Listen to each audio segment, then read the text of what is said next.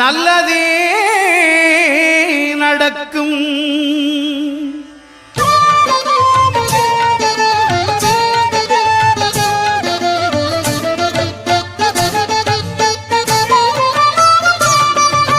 9 கோளும் ஒன்றாய் காண அங்கு கற்பகம் என்னும் கடவுளின் மெய்யில் 9 கோளும் ஒன்றாய் காண அங்கு கற்பகம் என்னும் கடவுளின் மெய்யில்